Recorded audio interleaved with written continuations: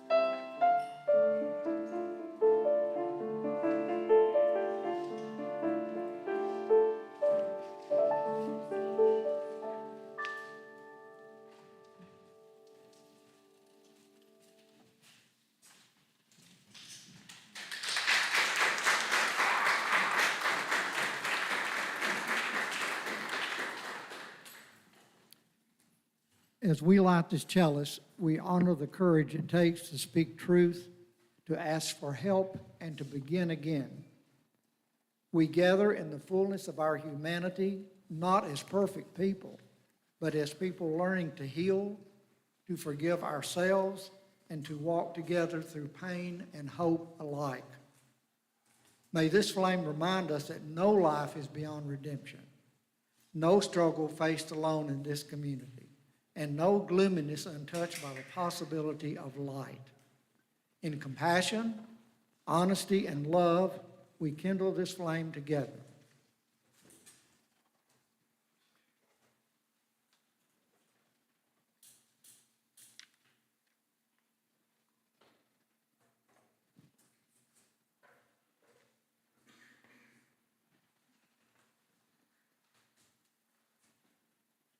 In the spirit of inclusivity and welcome, please take a few moments to greet those around you, especially someone you may not recognize. Folks online, please greet each other in the chat.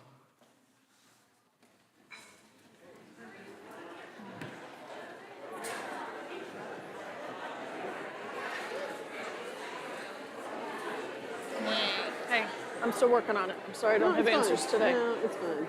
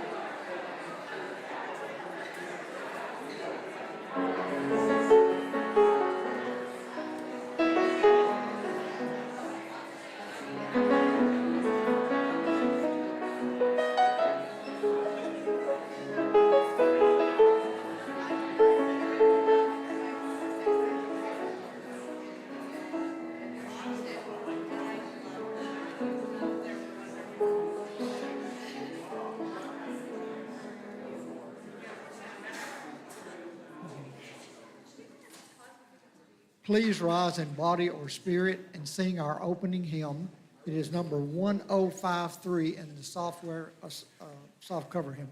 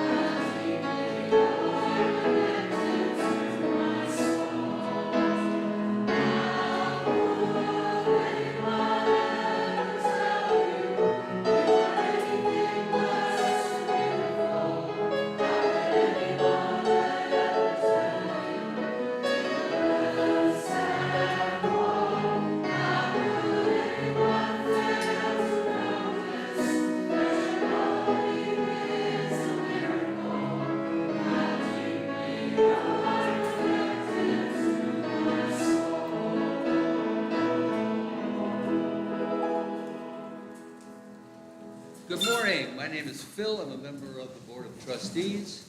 And please read the bottom of your connection card before you turn it in. Our church is supported by those who call our church home and by those who support the efforts of our church to change the world for the better. If this is your first time with us, please pass the plate. We are just glad that you are here. We share our cash plate every Sunday with organizations whose work reflects UU values to care for marginalized persons, advocate for real and systemic change, defend our environment, and promote justice and equity for all. Today, we are sharing our plate with the Yellowhammer Fund, a 501c3 abortion advocacy and reproductive organization serving Alabama, Mississippi, and the Deep South, which we're in. They envision a society in which reproductive decisions are made free from coercion, shame, or state interference. A society in which individuals and communities have autonomy in making healthy choices regarding their bodies and their futures. They challenge us all to commit ourselves to community education and empowerment, policy advocacy, and the development of systems of mutual aid to ensure that our friends, families, and neighbors never go without the things they need. We appreciate your donations, either by placing them in the plate, by mailing your donation to the church, or by using PayPal, Venmo, or Zelle. For more information is found in the order of service in the lower right-hand corner. Thank you for your generous support of our church and our Share the Plate recipient. May we give in love and may we give in hope.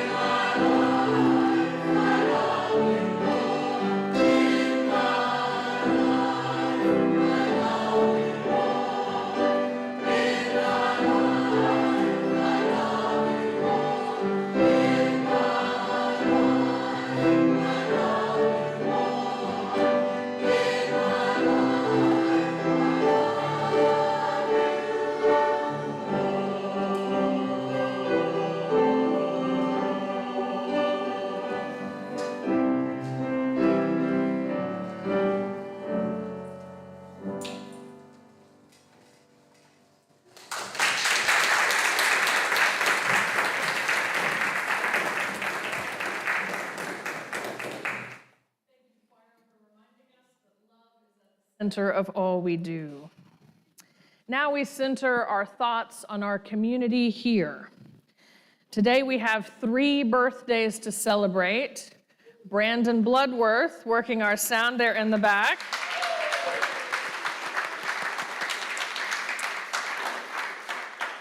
It is Xander Lee's 40th birthday. And Andy Duxbury had a birthday this week, and he's traveling because yeah. So yay, happy birthday, Andy.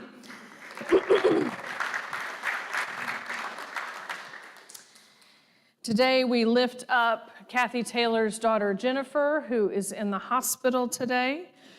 We also lift up Brandy Lucas for her ongoing health concerns. We lift up Julie Nicholson Morgan and her family on the loss of her beloved uncle. And I'm going to take a moment and extinguish our chalice.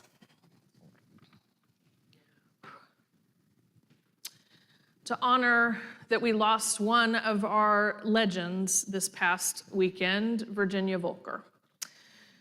Virginia will be certainly missed in our community. She was one of our civil rights heroes and icons. We will have a service for her in the fall, but she is very much missed. And so please keep her family in your thoughts and remember this light that has been extinguished this weekend. And we relight it, remembering that Virginia would not want us to stay grieving, but to continue the good work of justice.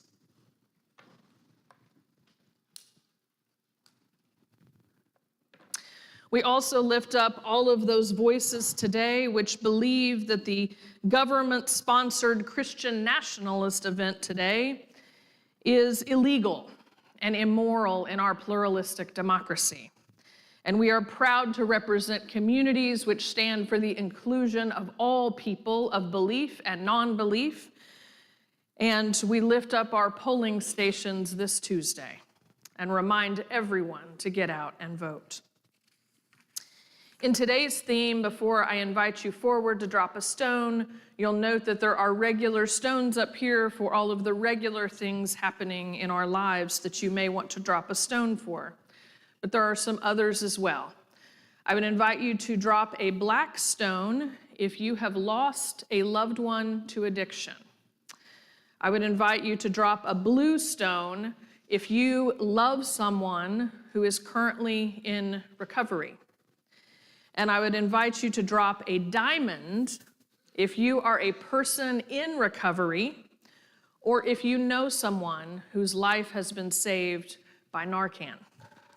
For those of you online, please share your stories in the chat. Today is all about breaking the silence. And for those of you in person today, I invite you to come forward and drop the stones as you will. Please come forward.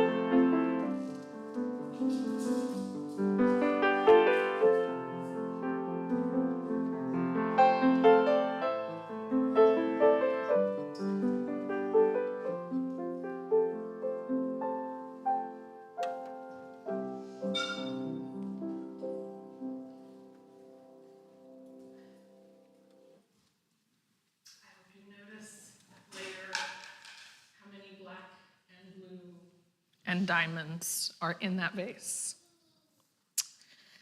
As we enter into a time of meditation, I invite you to feel stability, safety, and welcome in this space, no matter what you hold today.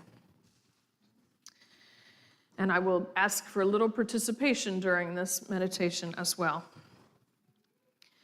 In the quiet of this moment, we remember those whose lives have been lost to addiction. We speak their names aloud into our sanctuary.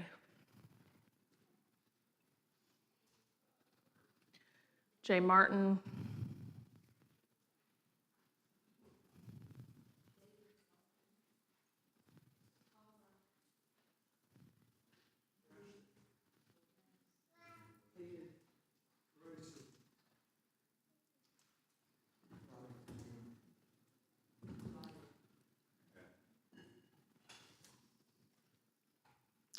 we honor their humanity beyond the circumstances of their deaths.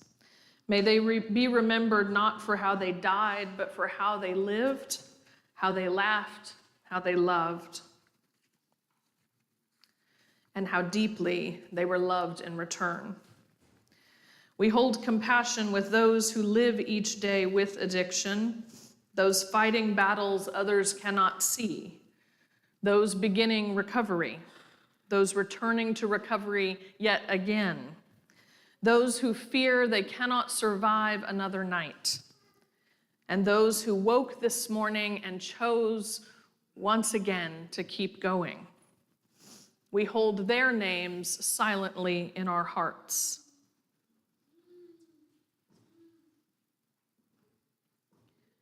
May they know that they are not alone.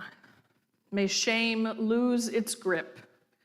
May help arrive in time. May healing find a way in.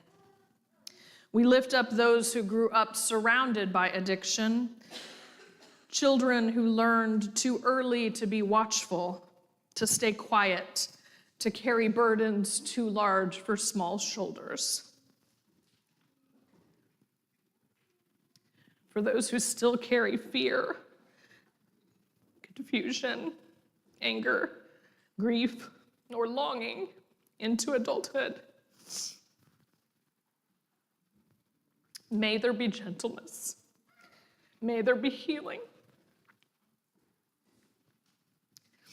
We give thanks for moments of intervention and grace for first responders, caregivers, friends, and strangers who carried Narcan, who stayed, who called, who refused to give up. If you know someone whose life has been saved by Narcan, snap your fingers together now. For every breath restored, for every second chance, for every person still here today because someone chose compassion over judgment, we give thanks. And in this complicated, holy human life, grant us serenity to release what we cannot control, courage to change what we can, and the wisdom to know the difference. May we become communities where truth can be spoken aloud, where recovery is celebrated, where relapse is met with compassion rather than condemnation, and where every person is treated as worthy of dignity, love, and hope. In the silence that follows, may we hold all who suffer, all who heal, and all who hope.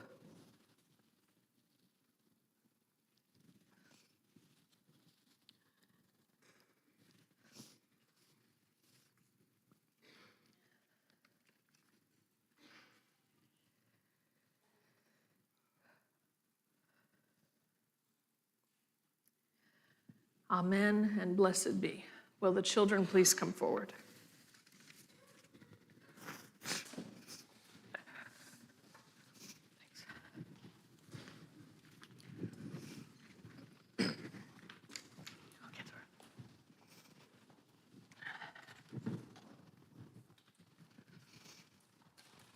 Good morning. Can y'all scoot a little closer to me? I have some demonstrations this morning. Scoot up, scoot up. You want to see what's in my box, don't you? Yes? Okay, I want to show you something powerful. Are you ready for this? Are you sure? Oh. How many of you want to take this out of my hands right now? Yeah, I know you do. These little screens can do amazing things, right? We can talk to family, we can learn new things, we can play games, we can watch videos, we can make art, we can even come to church with technology. Isn't that cool? We can also listen to artificial intelligence, yes. So technology is not bad in a whole, right? It's how we use it. It helps us to connect and to create with other people. But have you ever noticed, and your parents are watching, have you ever noticed how sometimes it is hard to stop looking at a screen? Yes. Yeah, we're gonna admit it, right? It's sometimes hard. It's hard for adults too, right? Maybe you've said to your parents, just 5 more minutes. Has anybody said just 5 more minutes? Yeah. My children need to be raising their hands. Yeah. Okay, 1 more video, 1 more level, right? Adults do it too. So our brains really like screens because they were designed to grab our attention. They were made to do that. The bright colors and the sounds and the messages and the games all day, they say, look at me, keep looking at me. But sometimes if we look too much at screens, we can miss some other really important things. What else can we miss? Anybody have an idea?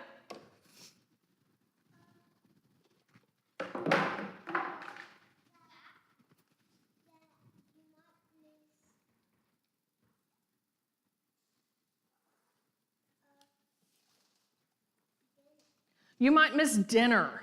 That's really important. Let's not miss dinner by screens. Ezio, what can we miss?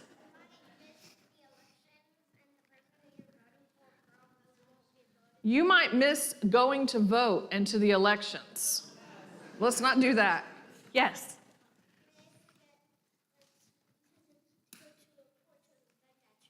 You might forget to come to church. That's important too. Yes.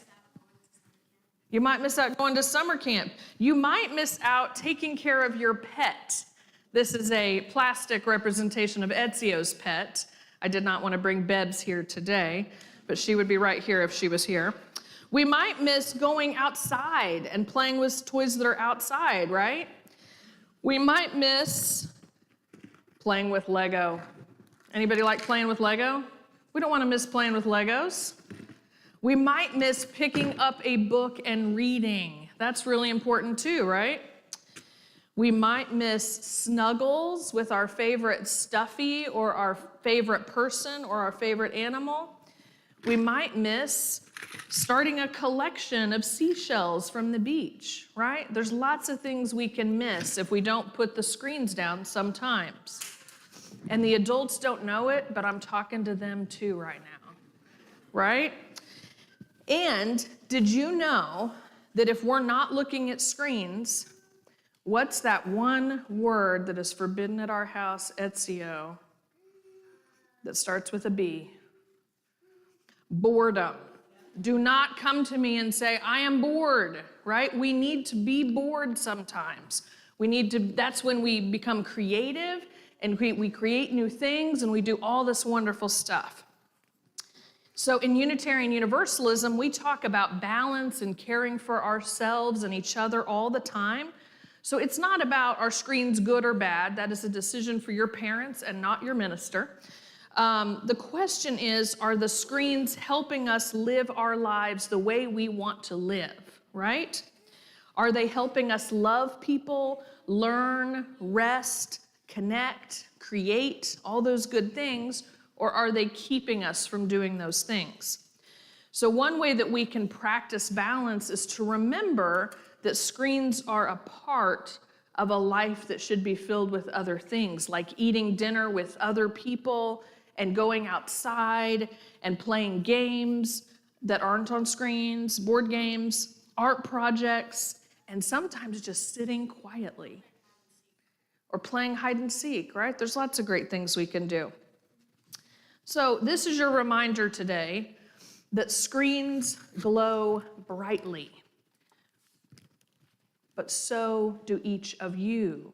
And we want to keep that going. And so we're going to use technology wisely and care for our minds and our spirits and look up and notice all the people around us as we do so, okay?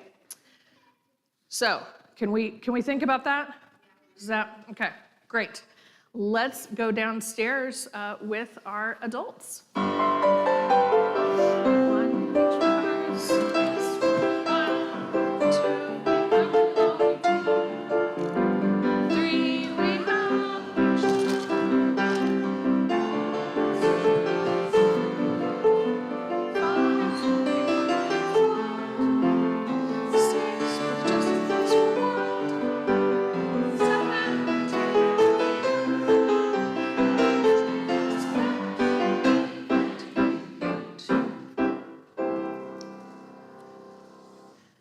And before I share this morning, I would like to invite two very special guests, Wes and Clayton, to share theirs.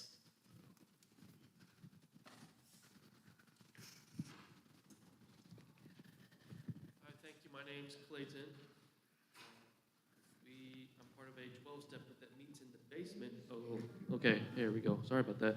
So I'm Clayton. We're part of a 12-step group that meets in the basement. And just first off, want to say that we're very grateful that we get to meet in such an inviting, healing, welcoming space. I feel it. The people who come to us feel it. So I want to just express the gratitude for helping make my recovery possible by allowing us to have a space. It's amazing. And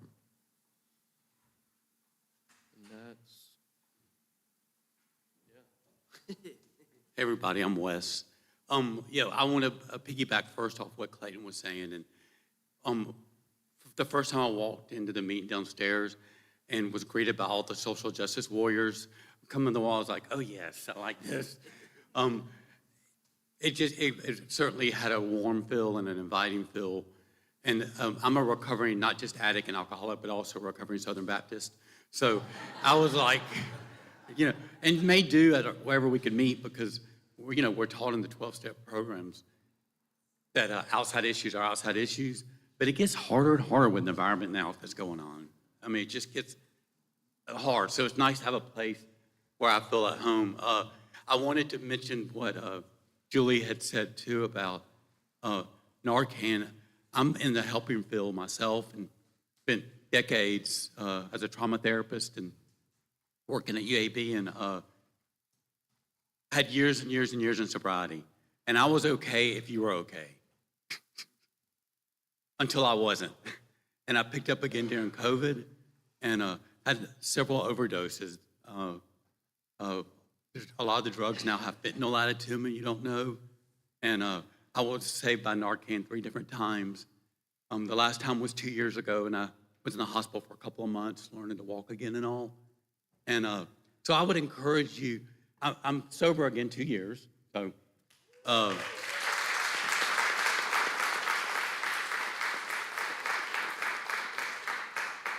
But like Reverend Julie mentioned, it's the shame. I mean, anything you could have thought about me, I could tell you 10,000 other things that are worse. So thanks for giving us a place to heal. Yeah. And we do want to make ourselves available as a resource if you have anyone who is struggling with addiction. The 12 steps is just one of many different spiritual paths to recovery. And so we would definitely like to make ourselves available to you. Thank you.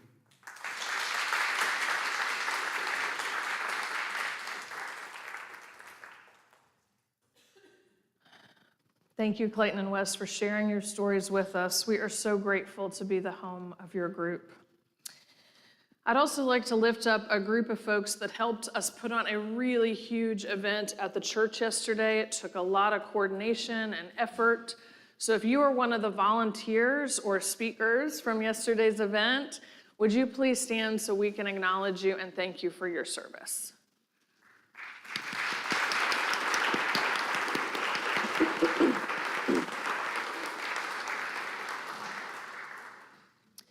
So yesterday at our Overdose and Addiction Recovery Symposium, sponsored by the Clinton Global Initiative, one of the panelists mentioned how most people are either in recovery themselves or they are people from recovery. That is, they are the descendants or loved ones of people who struggle with addiction. Now, when I initially signed up for the Empowering Faith Leaders training sponsored by the Clinton Foundation, I'll admit that my intentions were not altruistic. I collect professional development in my spare time. And any professional development, especially one that allows me to come and be an interfaith space, is one that is going to spark my interest. Although in this case, I did secretly hope that I would get to meet Bill or Hillary. Chelsea would have been fine as well. But in that first meeting where they all shared how we are all touched by addiction, I thought to myself, well, I'm untouched. I am a teetotaler. My experience with alcohol is that I had a bite of tiramisu in 2001 that affected me so strongly, I wondered if I could still call myself a teetotaler after eating it. You think I'm kidding? But then I listened to the stories of the colleagues around the room, and I started thinking about all the people in my family and how my family is not untouched from the perils of addiction. And the reason that that bite of tiramisu still bothers me is because of my family narrative around addiction, that it is so strong because I have worked very hard to ensure that I become dependent on nothing. I am here today from the addiction of others. Today, I want to share with you 2 lessons from 3 of my family members, all that are essential life lessons around addiction. But before I do that, I want to clarify that what we're talking about here today is a medical crisis in our country. We are not here to shame anyone. We are not here to make excuses for anyone's behavior either. We are here to talk about a medical diagnosis in our country that is preventable, incurable, treatable, and too often deadly. Preventable, incurable, treatable, and too often deadly. We are also here to address stigma. Stigma that exists, yes, even in our very progressive community here. One of the reasons why my colleague over at the Presbyterian Church and I focused our project yesterday on the over-the-mountain communities is because of the denial and the silence and the stigma that we know exists even in our congregations and in our communities. Because yes, even in our congregations, we have people here struggling with active addiction. And before you look around the room, I will tell you that the people in active addiction are not always the people you think they are. That's why I want to share my family stories today, to remind us all of the humanity of all of us, the hope for every person in addiction, and the life-saving work that our congregations can do by discussing this critical topic in our community. The year was 1978. My uncle, Jay Ryan, was the sweetest, kindest kid. He was 16 years old.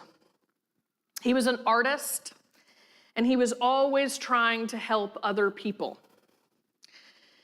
And one of his friends that he sought to help was using recreational drugs. Now, we can all imagine how his friend responded when Jay Ryan went to him and said, "You need to stop doing this." His friend might have said, "Drugs aren't that bad, just try some." Not too long after that, my grandparents had to rescue him from a jail right outside the Mexican border, from their home in Wichita, Kansas, because he was caught trying to smuggle drugs across the border. Months later, he was found walking naked in a field near the family's wrecked car. And since he was tripping on LSD, he was sent to a psych unit for evaluation. While at the psych unit, he was put on antidepressants and antipsychotics, and even attempted to take his own life. He stayed in that unit as a teenager for 6 months because he had taken drugs. Now, for those of you who have ever been to a psych unit, know how terrifying it is just to be there. Now, what strikes me hearing his story at this point is how I can simultaneously not blame the medical establishment, who were likely doing their very best at the time with what they knew of how to treat my uncle, and simultaneously I can be grateful that a 16-year-old child today would go through a very different process if they were caught tripping on LSD in the middle of a field. Our first lesson from Uncle Jay this morning is appreciation that medical science advances and evolves and is better about treating addiction than it was in the 1970s. Regardless, Uncle Jay didn't leave the psych ward the same. He was quieter, stranger, and on the night of May 17th, today, in 1983, a thunderstorm provoked a flashback in him so devastating that the next morning he improvised Holy Communion from the pantry. He opened his Bible on his chest, and he ended his life while my grandmother took a shower upstairs. He would not be discovered until 8 hours later, when my grandfather, so accustomed to worrying about his son, checked on him the moment he got home from work. The scene was so vivid and so traumatic for my family that I could paint a picture for you as vivid as if you were there. I could describe it in great detail because it has always been the precautionary tale in my family of why it's important to not use substances. But that description is my burden to carry. I am not sharing that with you today. When my uncle died, I was 2 years old, and I was told from a very young age that I was the only thing that gave my grandmother any hope after that day.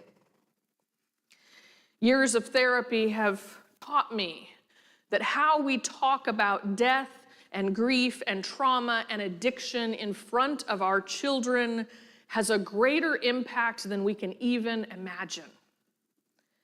The second lesson that I want us to take away from Uncle Jay's death is how my family's church treated them after his death. The shame, the stigma, the silence from that community in times of tragedy spoke volumes about their values. Which is why if we have a memorial service in this congregation for someone who is in recovery or someone who is in active addiction, we acknowledge that as part of their journey. We also recognize that it's only part of their journey and a part of who they are. Uncle Jay's life with addiction lasted a little over 2 years. He was gone before he turned 19. And in many ways, his story has become the archetype of addiction. The reason why the DARE program was invented, why Red Ribbon Week is still celebrated, because for many people, addiction begins from recreational drugs as teenagers. But many of us have not updated our understanding of addiction today. 22 million people in the United States are living with a substance use disorder. But 22 million does not include the millions of Americans who are addicted to alcohol. At its peak in 2024, 110,000 people across the United States lost their lives to opioid addiction.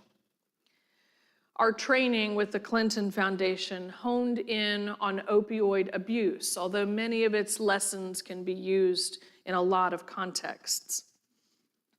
Researchers at the Clinton Foundation wanted to understand why we were having an opioid epidemic.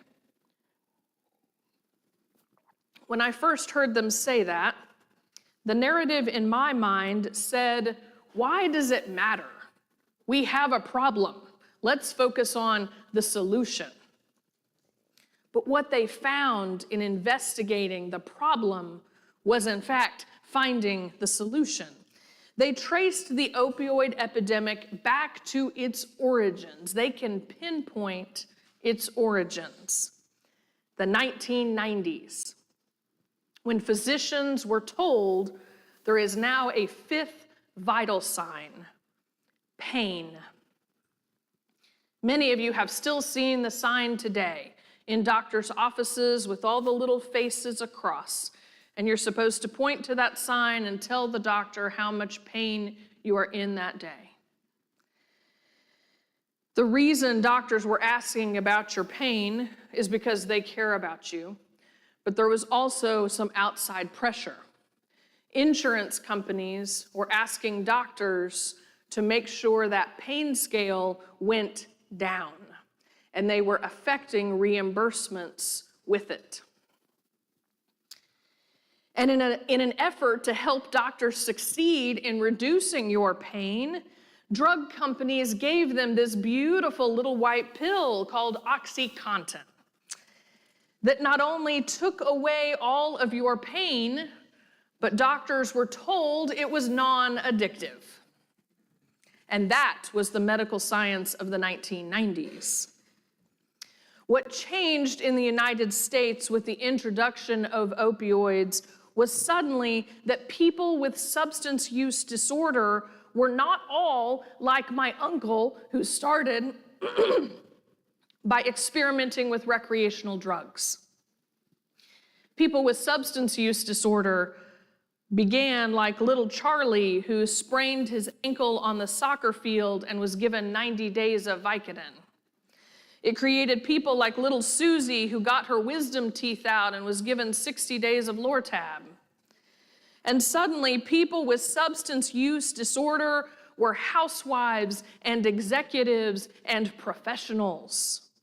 It created an epidemic so large that out of 100 people in the United States today, 71 of them have received a prescription for opiates at some point in their lives.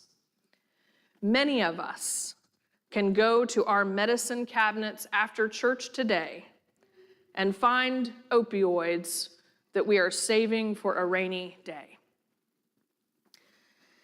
It created an epidemic so legal, so socially acceptable, that Dr. Gregory House and Nurse Jackie made it entertainment. It created the perfect storm for my Uncle Martin. Now, my Uncle Martin wasn't my uncle by birth. He married my Aunt Bobby when I was a teenager. Uncle Marty was a computer programmer. He was brilliant. He taught me how to play the computer game Myst, for those of you who remember that. He had a great laugh. And he was a bodybuilder. He was gigantic. I mean, gigantic. He could lift me off the ground with every hug. He also taught me how to drive. Uncle Marty used to have devastating migraines. He'd had them since he was a teenager, but he never outgrew them. But he could not function when he had a migraine. I remember a summer staying at their house where he just didn't come out of the bedroom for days because he was in the midst of one.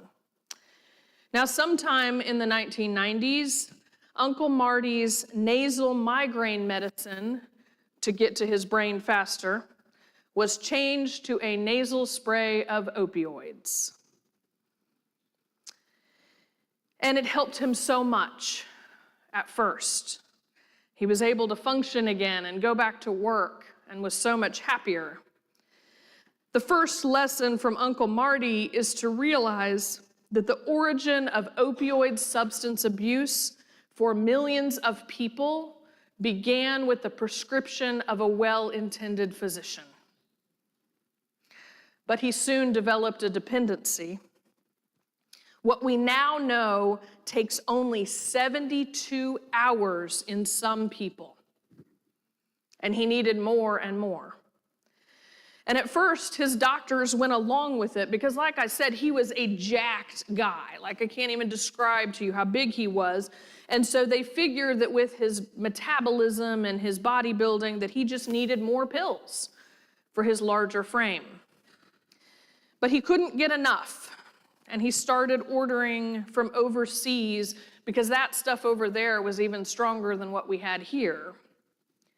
And eventually his heart couldn't take anymore.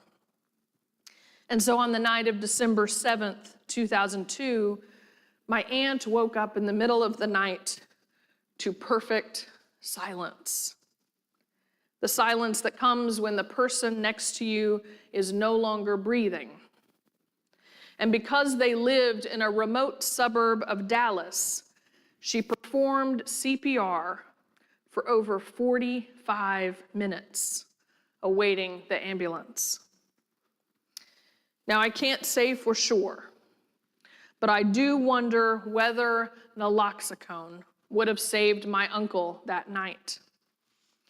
But in 2002, the only way that you could obtain naloxone was in an emergency room given by a doctor. The second lesson from Uncle Marty is knowing that medical science has evolved to recognize that we can hand out naloxone like candy in the hopes of saving people who would still be with us today. Because as long as they are still living, there is still hope for liberation from addiction. The opioid epidemic is a reflection on another truth, that opiates are necessary sometimes.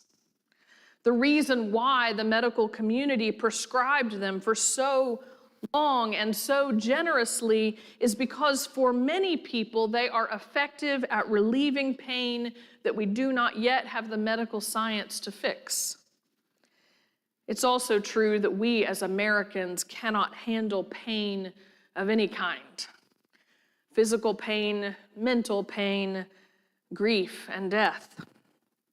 Our society teaches us that feelings are uncomfortable. And our mental health epidemic and the stigmas around it contribute to all of this story. But that's for another day. Of the 51 million Americans who live with chronic pain, opioids are the only solution that allows them to function. My grandma Belva, nicknamed Grandma B because I couldn't say Belva as a child, was one of those sufferers of chronic pain. She was born with scoliosis and a mild form of spina bifida, And to make it worse, her spine twisted within her body about halfway down. And so the older that she got, as age naturally tends to shrink us, the worse her pain became. And as a mother whose own son had died in large part due to substance use disorder, she was terrified of people seeing her as a person living with addiction. But she was eventually prescribed opioids at age 70 as a last resort. And she took them because she wanted to be a good wife and mother and grandmother to all of us. She wanted to be able to sew and cross-stitch and create. And after a botched back surgery, which planted an electrical device in her spine as an attempt to relieve her pain without opioids, failed, she had no choice but opioids to survive. She didn't intend to abuse the medication. And she tried really hard not to. She would put an alarm on her watch or on her phone when she could take her next pill. But something happened one day and she forgot, and she took a double dose. And my grandpa couldn't wake her up. So my mom and grandpa took her to the emergency room because they had to manually shake her body in order for it to remember to breathe. And when she got to the ER, they gave her a dose of Narcan. And like a genie escaping from a lamp, she woke up screaming in anger. She was mad at my mother for 3 days because they had given her Narcan. She later told my mom that it felt like her body was on fire because of how quickly Narcan clears the system of every opioid it sees. It is an instantaneous detox, but it saved her life. It gave us more time with her. Lesson 1 from Grandma B is that Narcan saves lives. Narcan gave us a chance to be there, to say goodbye, when months later she would eventually pass from the sepsis from that botched surgery. But the stigma stayed with Grandma B till the very end. She was terrified of the morphine offered to her during hospice because she didn't want to die with people calling her an addict. She didn't want to die as someone with a substance use disorder. Grandma B needed that substance to have a reasonable quality of life. And even though those substances have built-in dependency, there is no doctor who ever saw her imaging who would deny the fact that she had pain that needed to be managed. The second lesson from Grandma B is that we have to break the silence. We have to understand that many people use or abuse substances because they are dealing with real debilitating pain. Stigma thrives in silence, which is why I am breaking the silence today. There are members of my family who, if they heard this sermon, would be horrified about the things I have shared with you today. Around the sanctuary today, you may have noticed posters from our event yesterday where members of this congregation and Edgewood Presbyterian Church shared their stories. And I hope you'll take the time to read them because they are people who are here. 3 of them did go over to Edgewood, and we will trade those out this week. And I want to thank every one of you who shared your stories. Stigma thrives in silence, and we all have to recognize that sharing our stories improves outcomes for everyone. And with current medical science, we can actually treat people with substance use disorder. And there are lots of statistics I could share around this, but the work that the Clinton Foundation is doing by targeting faith communities is making a difference. For the first time, we are seeing a reduction in loss of life when it comes to opioid substance abuse. 22 million Americans live with opioid substance use disorder. 10% of those 2 million Americans will receive treatment for that addiction. If we took the same fraction of Americans, 10%, and said, out of every 10 people with diabetes in the room, we're only going to give one of them insulin, we would all be on fire, wanting those people to get treatment. Substance use disorder is a disease of our brain, which is merely another organ.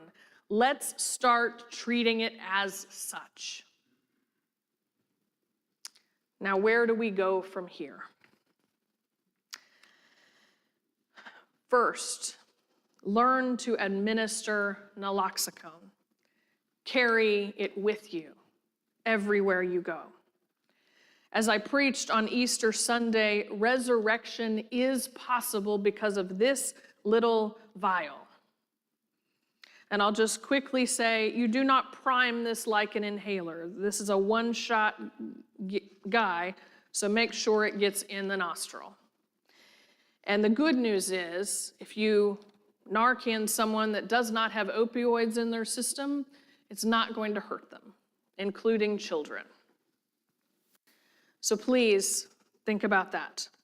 There's a huge resource table from yesterday that as you leave, I invite you to check it out and grab what you need, but especially to grab one of these. This was published by the Clinton Foundation for Birmingham. These are all the resources in our city of ways that we can help folks with substance use disorder. The second thing I would ask you to do is to go into the hall by my office after church and take a selfie with the oak box there. Because I want you to know where it is in the church. It holds a lot of Narcan, it holds breathing protection kits, it holds all kinds of good things. And if you want, post on social media, if that's your jam, that you're a part of a church community that believes that every life matters and that recovery is possible as long as people are still alive. And Tuscaloosa, I have an oak box that I'm going to get you as soon as we can connect. The third thing I would ask us to do is to monitor our own health in these desperate times and monitor the health of others by practicing the serenity prayer. Grant me the serenity to accept the things I cannot change, the courage to change the things I can, and the wisdom to know the difference. Living one day at a time, enjoying one moment at a time, accepting hardship as the pathway to peace. That's the individual work that we have to do today. But there's also an upcoming opportunity as congregations.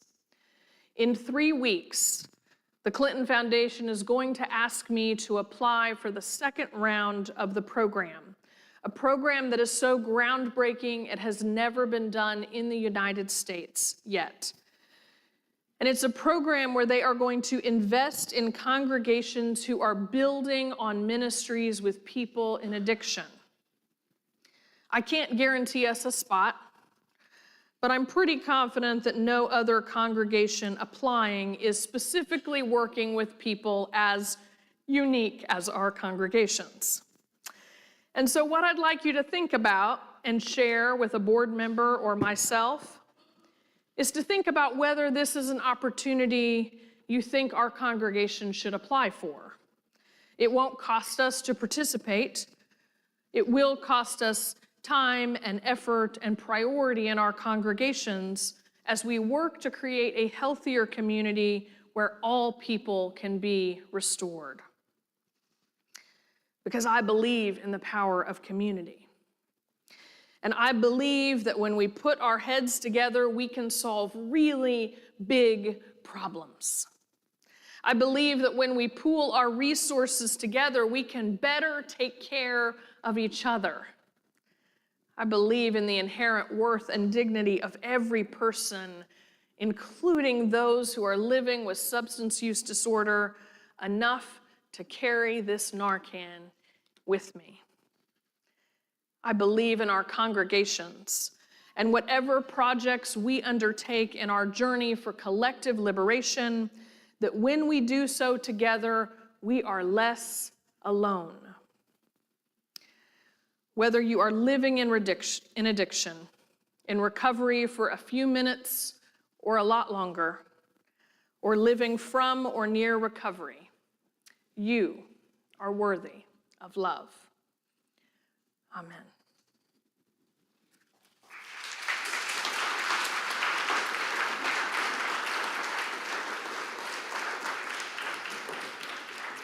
And before Oscar starts the announcements, I have one more ask. You have a QR code in your order of service. And the Clinton Foundation is big on the data. So I would beg of you to please fill out this survey.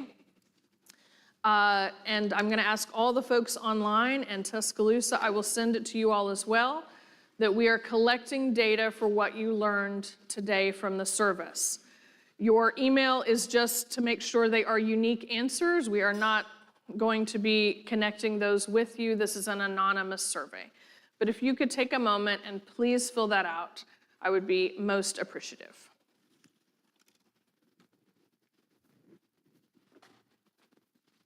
Please rise in body or spirit to sing our closing hymn, number 131, in the hardcover hymnal.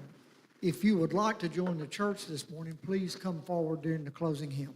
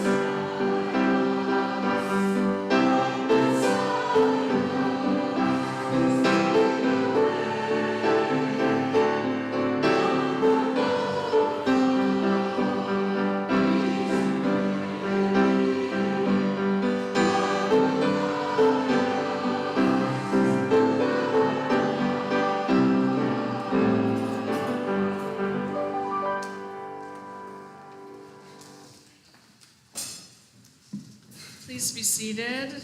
And I wasn't kidding about the survey. Please do not make Bill call me and ask where the surveys are. Okay, actually, that's a bad analysis. I do want that. But please fill out the survey. It's really, really important. But I'm also delighted that on his birthday, Brandon has officially decided to join our church.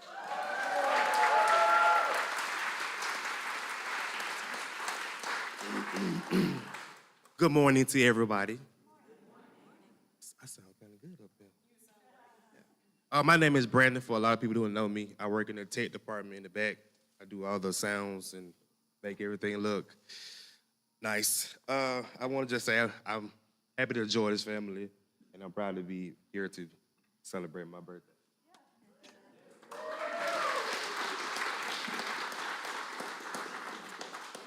Welcome again. We're delighted in the ways that you support the church, and I know you will continue to. And everybody, help me welcome Brandon officially.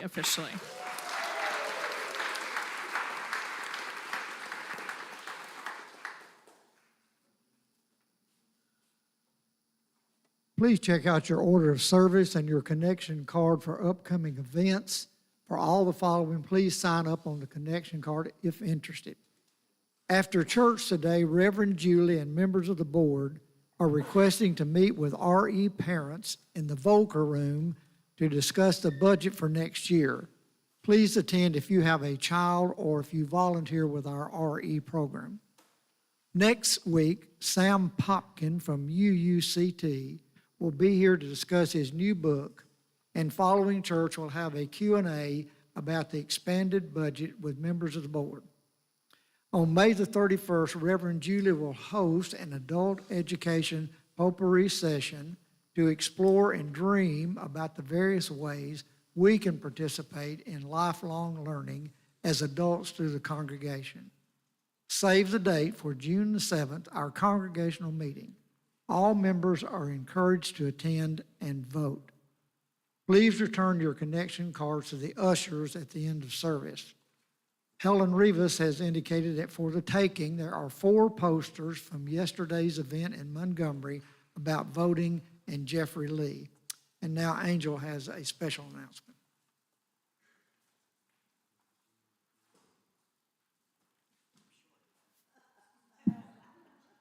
All right, that's better. Hey, everybody, I'm Angel. I just wanted to share with you something that I've been working on with some other people in the greater Birmingham area. It's a little bit short notice, but I did want to invite the UU to come be a part. No head, I know. Huh? Like that? All right. So this week, the Greater Birmingham Ministries and the Kairos Center will be bringing together organizers, faith leaders, artists, and community members from across the Greater Birmingham metro area for a regional training. This training is going to begin Wednesday evening over at Edgewood Presbyterian, and it will conclude here at the UU Friday around noon.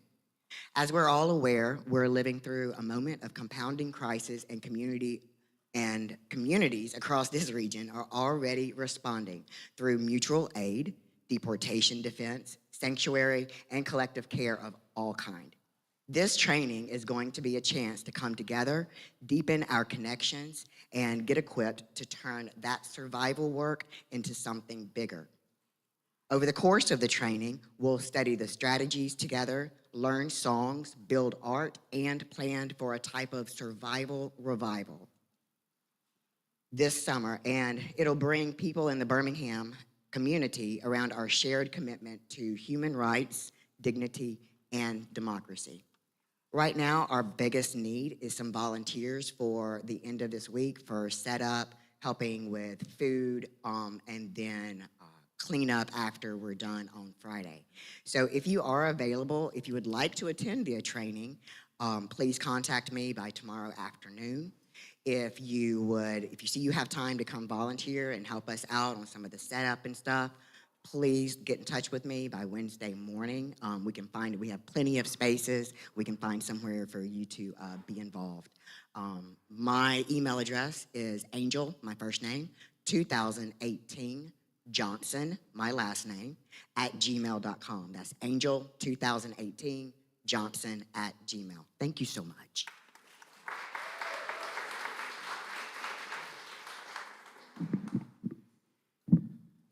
One change, the meeting with the RE parents is going to be in the library, not the Volker Room, right after service. In honor of the legacy of our ancestors, let us carry the flame forward as we extinguish the chalice. Though we extinguish this chalice flame, the light of compassion does not go out. May we leave this place remembering that recovery is built one day, one moment, and one choice at a time. May we carry tenderness for ourselves and for others, especially when the road is difficult. Let us go forth with open hearts, ready to replace shame with understanding, silence with honest conversation, and isolation with community. And may we remember, no one walks this journey of healing alone. The chalice is extinguished, but the work of love and recovery continues.